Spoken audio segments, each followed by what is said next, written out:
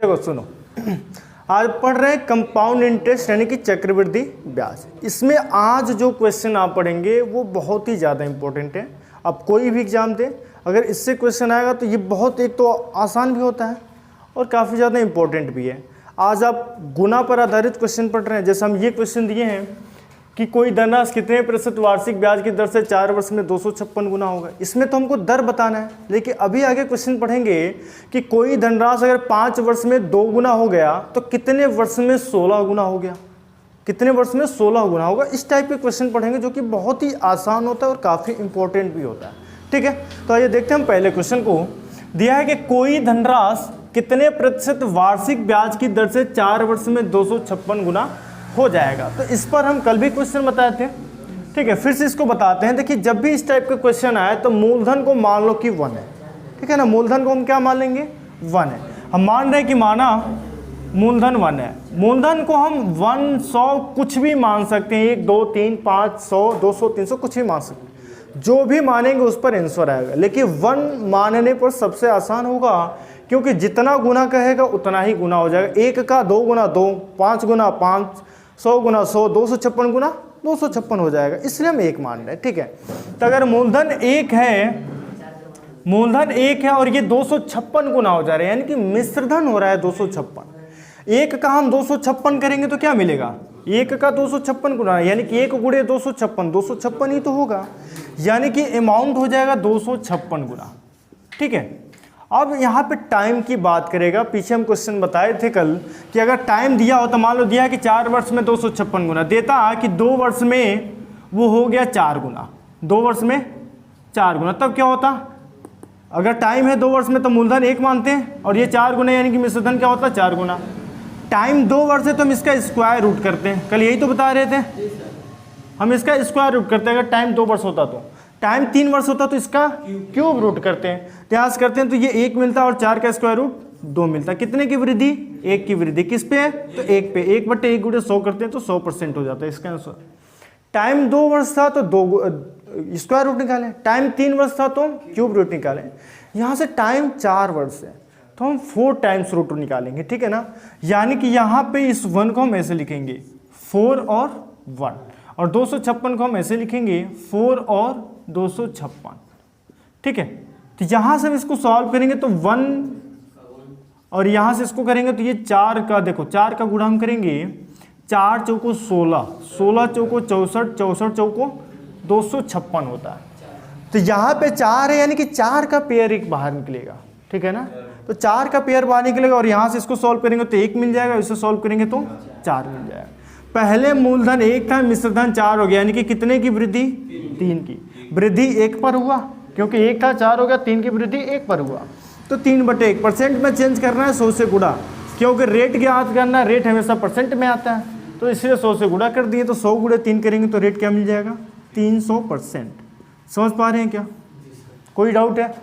अगर इसी पर क्वेश्चन हम दें कि कोई एक धनराशि 3 वर्ष में 64 गुना हो गया, 3 वर्ष में मान लो 125 गुना हो गया। सेम क्वेश्चन है, कोई धनराशि 3 वर्ष में 125 गुना हो गया तो उसके ब्याज की दर बताइए। तो क्या हो जाएगा ब्याज की दर,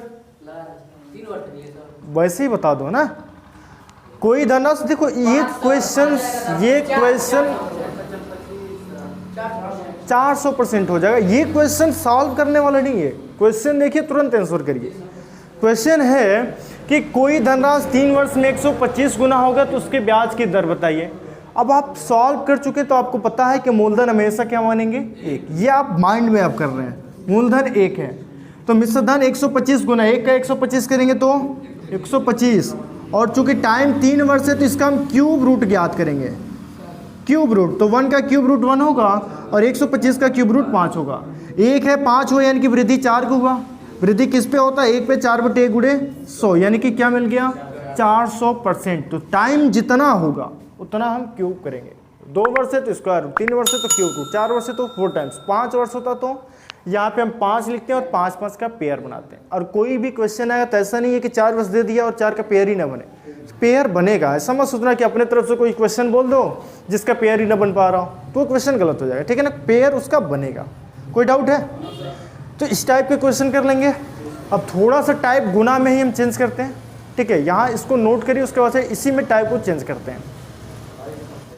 देखिए ये जो क्वेश्चन है, ये जो टाइप है, ये सबसे ज़्यादा इंपॉर्टेंट है। गुना पर आधारित अगर क्वेश्चन आता है तो ज़्यादा चांस होता है कि यही इसी टाइप पे क्वेश्चन है। अगर गुना पर आएगा तो रेट वाला टाइप थोड़ा सा कम आता है, लेकिन सबसे ज़्यादा अगर गुना पर आता है तो यही टाइप पे आता है। जैसे इसी टाइप में हम आपको साधारण ब्याज में भी बताएं, तो साधारण ब्याज में भी गुना वाला क्वेश्चन बहुत इंपॉर्टेंट। देखो कैसे, ये बहुत ज़्यादा आसान है। जैसे पिछले क्वेश्चंस को माइंड में किए होना, वैसे इस क्वेश्चन को भी माइंड में कर लोगे, थोड़ा सा एक दो क्वेश्चन को प्रैक्टिस करोगे तो।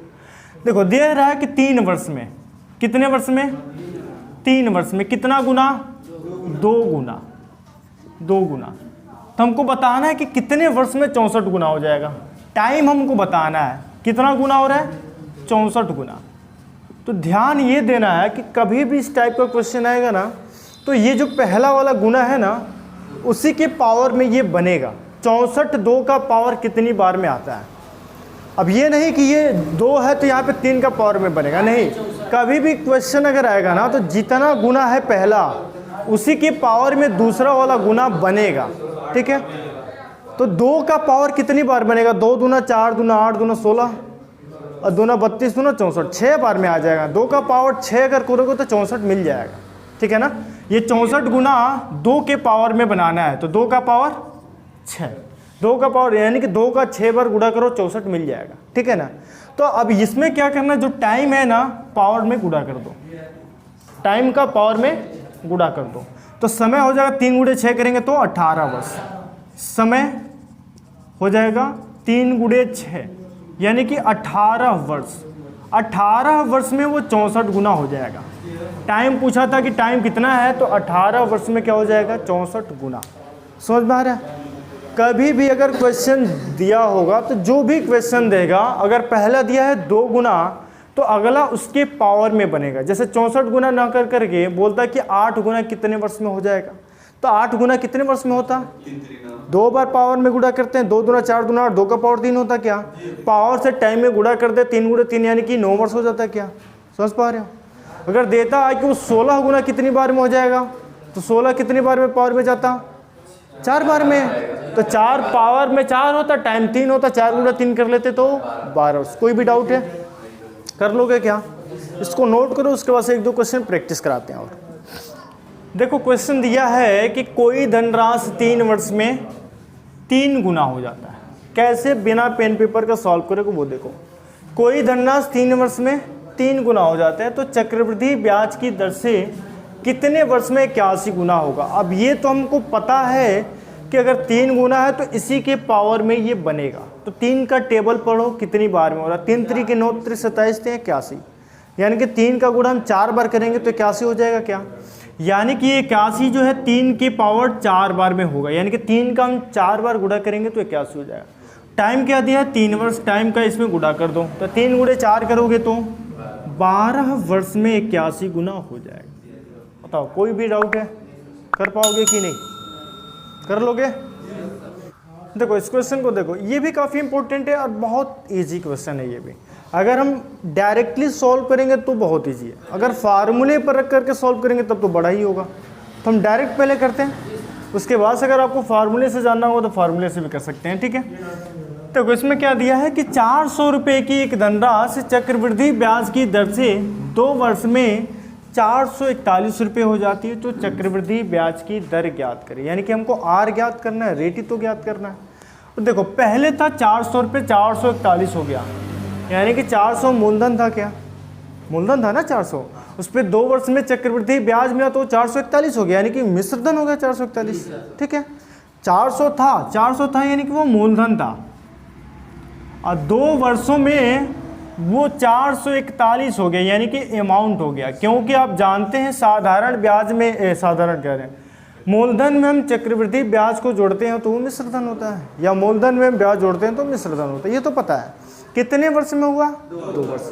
जैसे हम पहला टाइप बताएं आज का, उसी पे ही कर देंगे। टाइम 2 वर्ष है तो स्क्वायर रूट, टाइम 3 वर्ष होता तो क्यूब रूट, टाइम 4 होता तो 4 बार करते हैं।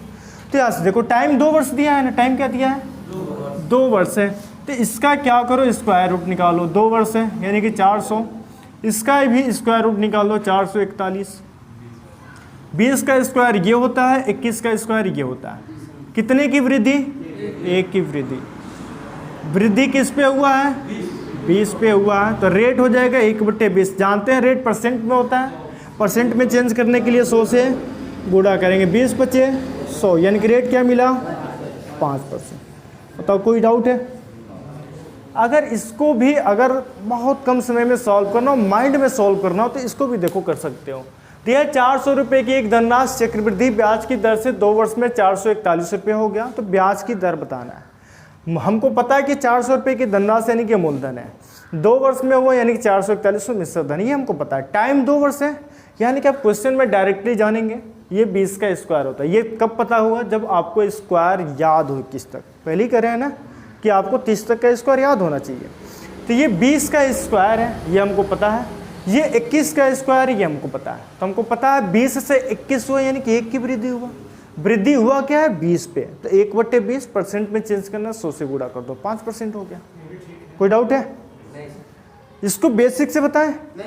बेसिक से बताएंगे तो टाइम लगेगा। देखो क्वेश्चन क्या है, 8000 रुपये की एक धनराशि चक्रवृद्धि ब्याज की दर से 3 वर्ष में 9261 रुपये हो जाए तो चक्रवृद्धि ब्याज की दर ज्ञात करें। अब 3 वर्ष से यानी कि क्यूब रूट होगा, 2 वर्ष था तो स्क्वायर रूट था, 3 वर्ष से तो क्यूब रूट। तो हम जानते हैं कि 8000 जो है 20 का क्यूब होता है। आप 20 का 3 बार गुणा करेंगे 8000 मिल जाएगा। और ये 9261 जो है 21 का क्यूब होता है। आप 21 का 3 बार गुणा करेंगे, 21 × 21 × 21 9261 मिल जाएगा। 20 से 21 हुआ यानी कि कितने की वृद्धि? 1 की वृद्धि। 20 से वो 21 हो गया यानी कि 1 की वृद्धि हुआ। किस पे वृद्धि हुआ है? 20 पे। रेट में चेंज करना है, 100 से गुणा कर दिया यानी कि 5% आया। क्या कोई डाउट है? हाँ, इसमें स्क्वायर और क्यूब याद होना ही चाहिए। देखो जब तक याद नहीं होगा ना तब तक कैलकुलेशन फास्ट बना ही नहीं सकते। अभी आप सिंप्लीफिकेशन जब पढ़ेंगे, सरलीकरण पढ़ेंगे, उसमें भी वही बात है। अगर आपको मल्टीप्लाई डिवाइड करना तो याद होना चाहिए, तब आसानी से कर पाएंगे। नहीं तो सिंप्लीफिकेशन है आपको सरलीकरण ही करना है। टेबल आपको याद ही नहीं है, स्क्वायर याद ही नहीं है, क्यूब याद ही नहीं है, और वो दिया है 1 सेकेंड का क्वेश्चन है। लेकिन कब क्यूब आपको याद होगा तो वो 1 सेकेंड में कट गया, नहीं याद है तो फिर आप करते रहिए। ठीक है ना? तो इसलिए याद करना सबसे ज़रूरी है।